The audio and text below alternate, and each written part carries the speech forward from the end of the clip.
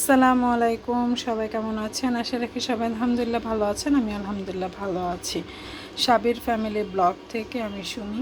আজকে আমাদের রান্না করছে চাপিলে মাছ দিয়ে দাঁড়া, আলু টমেটো দিয়ে রান্না করেছে, আর সাথে আছে পাঁচমিশালি শাক লেবু পাতা দিয়ে। কার কার খেতে মন চাচ্ছে বলেন তো? এই গরমে ভাই কোনো কিছুই খেতে ভালো লাগে না, কোনো কিছুই না। আসলে চাফিলা মাছগুলো ওই যে আপনার ভুনা করলে বেশি ভালো লাগতো, বা ভুনা না, ভাজলে ভাজলে বেশি ভালো লাগতো।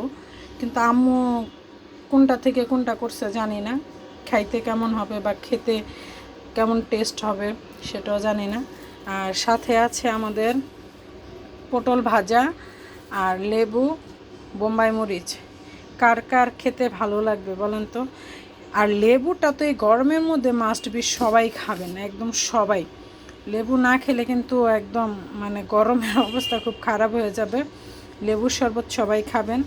আর আজকে আমাদের দুপুরের মেনু হয়েছে এই, মানে সিম্পলের মধ্যে রাখছে পটল ভাজা, চাফিলা মাছ দিয়ে দাঁড়া, হয়েছে আলু টমেটো দিয়ে একটু ঝোল ঝোল রান্না করছে, আর আপনার পাঁচমিশালি শাক। আজকে দুপুরে খানা এগুলোই চলবে আমাদের। সবাই আমার সাবির ফ্যামিলি ব্লগটি সাবস্ক্রাইব করে দিবেন। সবাই ভালো থাকবেন, সুস্থ থাকবেন। আল্লাহ হাফেজ।